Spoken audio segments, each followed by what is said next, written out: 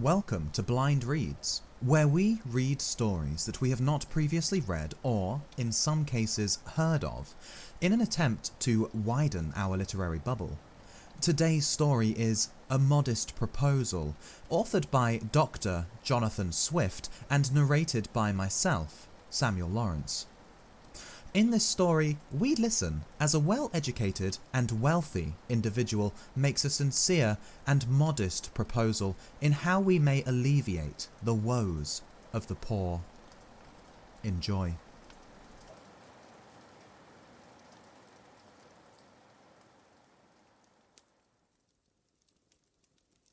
It is a melancholy object to those who walk through this great town or travel in the country when they see the streets, the roads, and cabin doors crowded with beggars of the female sex, followed by 3, 4, or 6 children, all in rags, and importuning every passenger for an alms.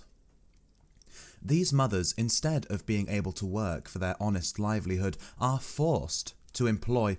all their time in strolling to beg sustenance for their helpless infants who, as they grow up, either turn thieves for want of work or leave their dear native country to fight for the Pretender in Spain or sell themselves to the Barbados. I think it is agreed by all parties that this prodigious number of children in the arms or on the backs or at the heels of their mothers, and frequently of their fathers, is in the present deplorable state of the kingdom a very great additional grievance, and therefore whoever could find out a fair, cheap, and easy method of making these children sound and useful members of the Commonwealth would deserve so well of the public as to have his statue set up for a preserver of the nation. But my intention is very far from being confined to provide only for the children of professed beggars. It is of a much greater extent, and shall take in the whole number of infants at a certain age, who are born of parents in effect as little able to support them as those who demand our charity in the streets. As to my own part, having turned my thoughts for many years upon this important subject, and maturely weighed the several schemes of our projectors, I have always found them grossly mistaken in their computation.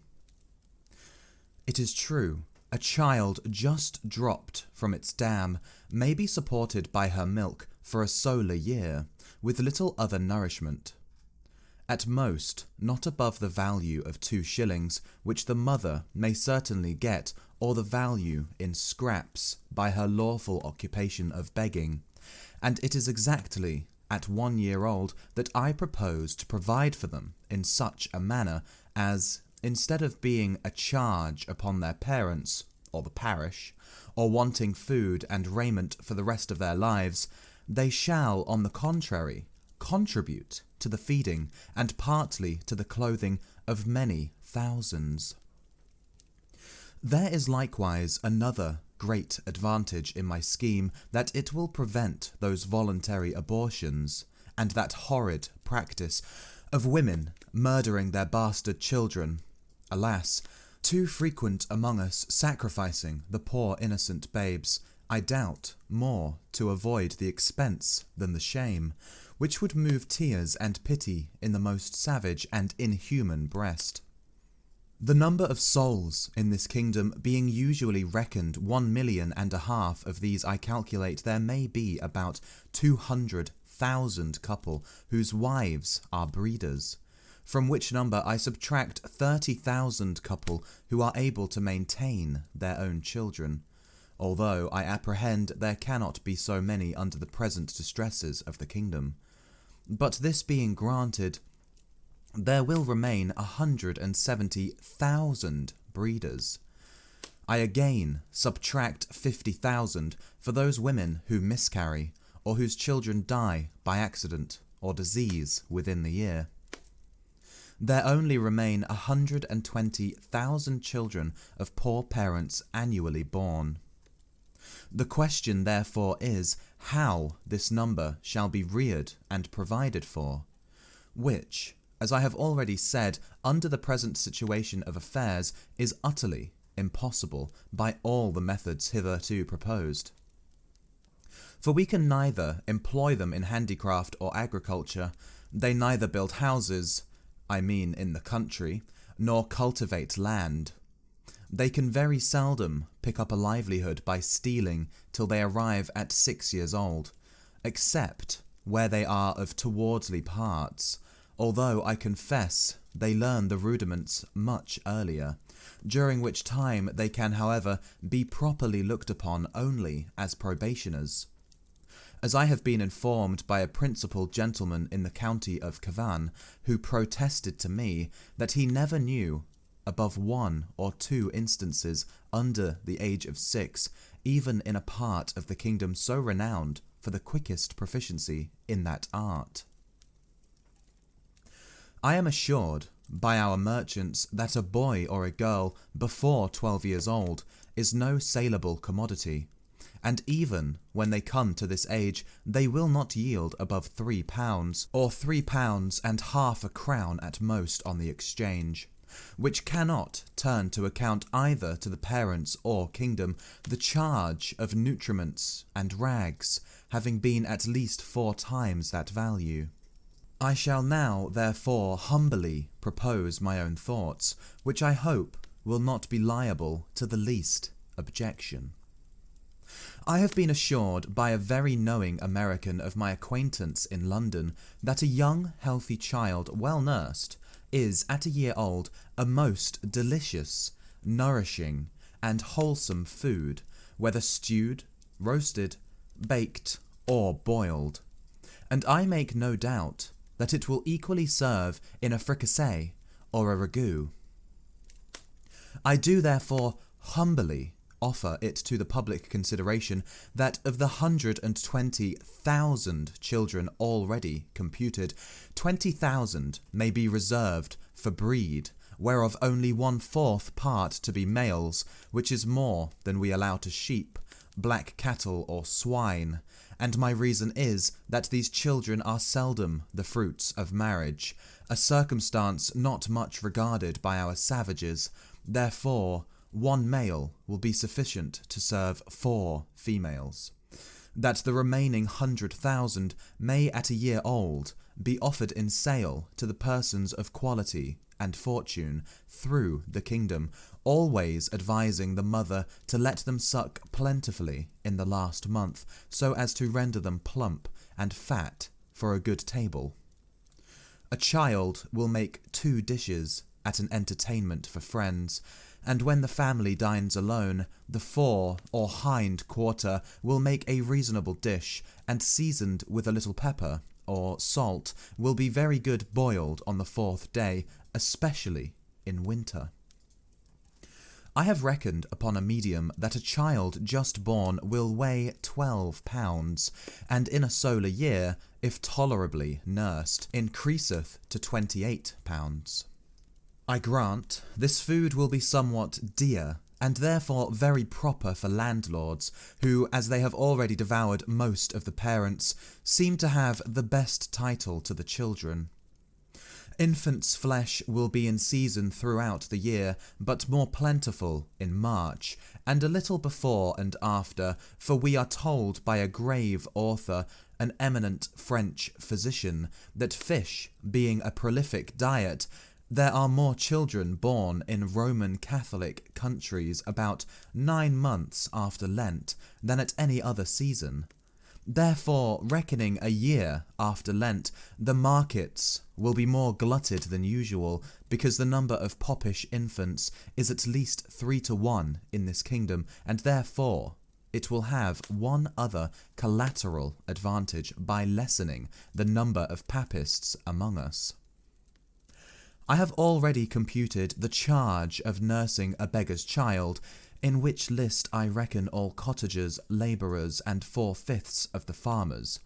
to be about 2 shillings per annum, rags included, and I believe no gentleman would repine to give 10 shillings for the carcass of a good fat child, which, as I have said, will make 4 dishes of excellent, nutritive meat, when he hath only some particular friend or his own family to dine with him. Thus the squire will learn to be a good landlord, and grow popular among his tenants. The mother will have 8 shillings neat profit, and be fit for work till she produces another child. Those who are more thrifty, as I must confess the times require, may flay the carcass, the skin of which, artificially dressed, will make admirable gloves for ladies, and summer boots for fine gentlemen. As to our city of Dublin, shambles may be appointed for this purpose in the most convenient parts of it, and butchers, we may be assured, will not be wanting. Although I rather recommend buying the children alive and dressing them hot from the knife, as we do roasting pigs. A very worthy person, a true lover of his country, and whose virtue I highly esteem, was lately pleased by discoursing on this matter to offer a refinement upon my scheme. He said that many gentlemen of this kingdom having of late destroyed their deer, he conceived that the want of venison might be well supplied by the bodies of young lads and maidens, not exceeding 14 years of age, nor under 12. So great a number of sexes in every county being now ready to starve for want of work and service, and these to be disposed of by their parents if alive, or otherwise by their nearest relations. But with due deference to so excellent a friend and so deserving a patriot, I cannot be altogether in his sentiments, for as to the males, my American acquaintance assured me from frequent experience that their flesh was generally tough and lean, like that of our schoolboys by continual exercise, and their taste disagreeable, and to fatten them would not answer the charge. Then, as to the females, it would, I think, with humble submission, be a loss to the public, because they soon would become breeders themselves. And besides, it is not improbable that some scrupulous people might be apt to censure such a practice, although indeed very unjustly, as a little bordering upon cruelty, which, I confess, hath always been with me the strongest objection against any project, how well soever intended. But, in order to justify my friend, he confessed that this expedient was put into his head by the famous Salmanazar, a native of the island Formosa, who came from thence to London above 20 years ago, and in conversation told my friend that in his country, when any young person happened to be put to death, the executioner sold the carcass to persons of quality, as a prime dainty, and that in his time the body of a plump girl of 15 who was crucified for an attempt to poison the emperor was sold to his imperial majesty's prime minister of state, and other great mandarins of the court in joints from the gibbet at 400 crowns. Neither indeed can I deny that if the same use were made of several plump young girls in this town, who without one single groat to their fortunes cannot stir abroad without a chair, and appear at a playhouse and assemblies in foreign fineries, which they never will pay for, the kingdom would not be the worse.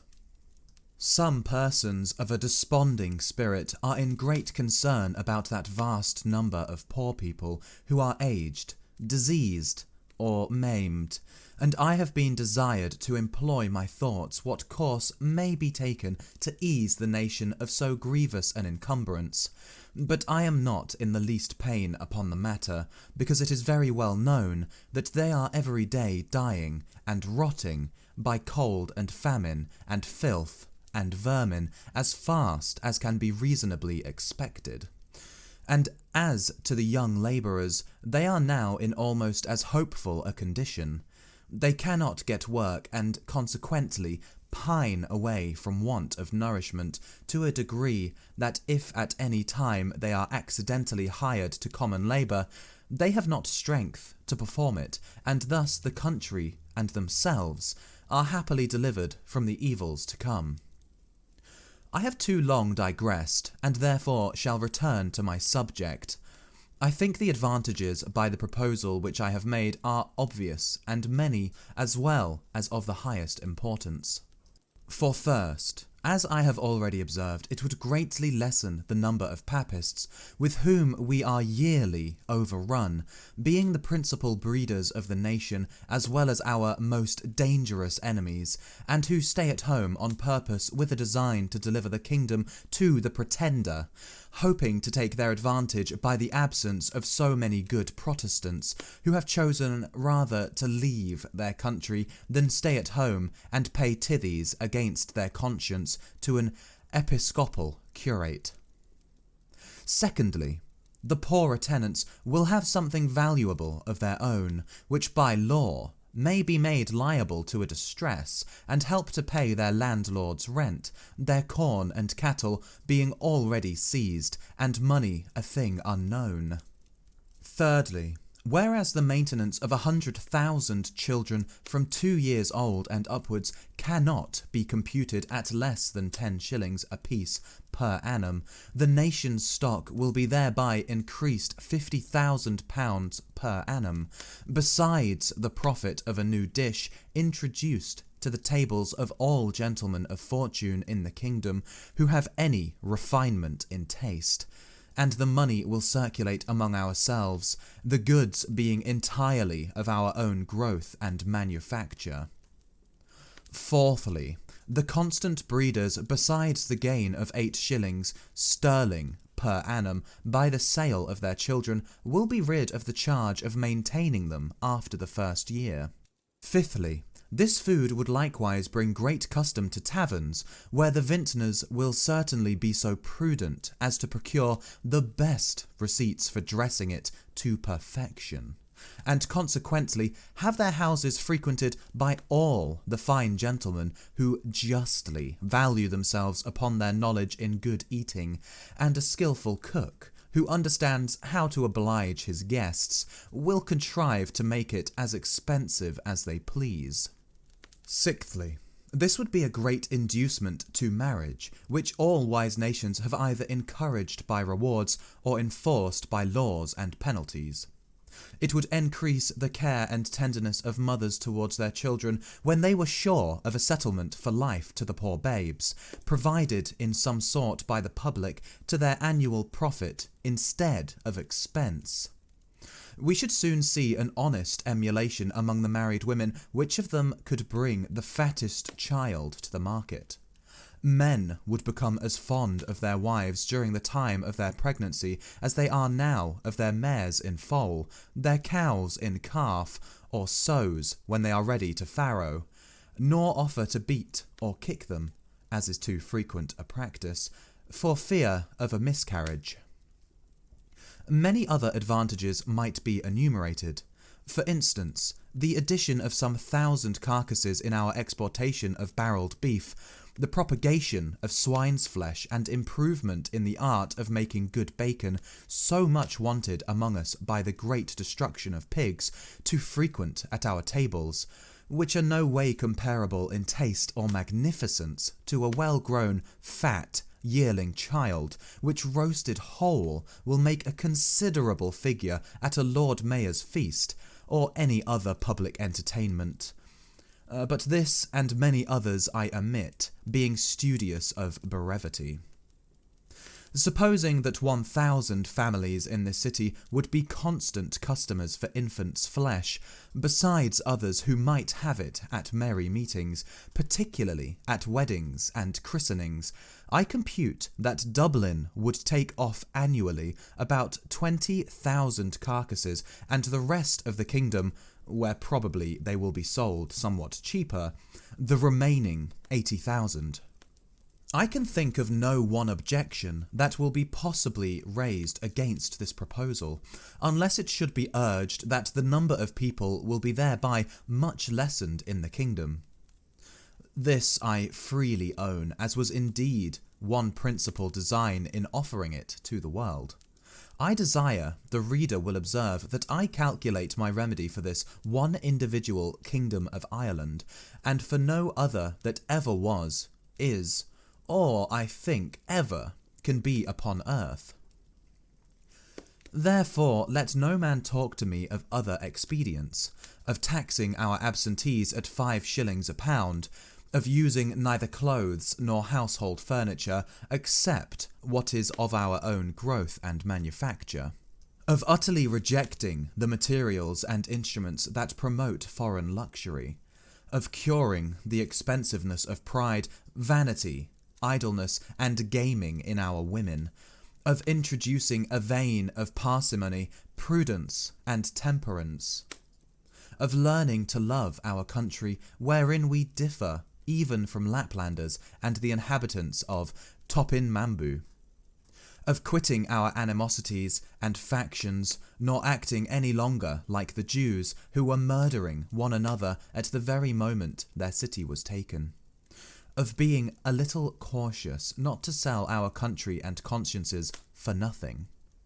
of teaching landlords to have at least 1 degree of mercy towards their tenants, lastly, of putting a spirit of honesty, industry, and skill into our shopkeepers who, if a resolution could now be taken to buy only our native goods, would immediately unite to cheat and exact upon us in the price, the measure, and the goodness, nor could ever yet be brought to make one fair proposal of just dealing, though often and earnestly invited to it. Therefore, I repeat, let no man talk to me of these and the like expedients till he hath at least some glimpse of hope, that there will ever be some hearty and sincere attempt to put them into practice. But, as to myself, having been wearied out for many years with offering vain, idle, visionary thoughts, and at length utterly despairing of success, I fortunately fell upon this proposal, which as it is wholly new, so it hath something solid and real, of no expense and little trouble, full in our own power, and whereby we can incur no danger in disobliging England. For this kind of commodity will not bear exportation, and flesh being of too tender a consistence to admit a long continuance in salt, although perhaps I could name a country which would be glad to eat up our whole nation without it. After all, I am not so violently bent upon my own opinion as to reject any offer proposed by wise men, which shall be found equally innocent, cheap, easy, and effectual. But before something of that kind shall be advanced in contradiction to my scheme, and offering a better, I desire the author or authors will be pleased maturely to consider 2 points. First, as things now stand, how they will be able to find food and raiment for 100,000 useless mouths and backs. And secondly, there being a round million of creatures in humane figure throughout this kingdom, whose whole subsistence put into a common stock would leave them in debt 2,000,000 of pounds sterling, adding those who are beggars by profession to the bulk of farmers, cottagers, and labourers, with their wives and children who are beggars in effect. I desire those politicians who dislike my overture and may perhaps be so bold to attempt an answer that they will first ask the parents of these mortals whether they would not at this day think it a great happiness to have been sold for food at a year old in the manner I prescribe, and thereby have avoided such a perpetual scene of misfortunes as they have since gone through, by the oppression of landlords, the impossibility of paying rent without money or trade, the want of common sustenance, with neither house nor clothes to cover them from the inclemencies of the weather, and the most inevitable prospect of entailing the like or greater miseries upon their breed forever. I profess, in the sincerity of my heart, that I have not the least personal interest in endeavouring to promote this necessary work, having no other motive than the public good of my country, by advancing our trade, providing for infants, relieving the poor, and giving some pleasure to the rich. I have no children, by which I can propose to get a single penny, the youngest being 9 years old, and my wife past childbearing.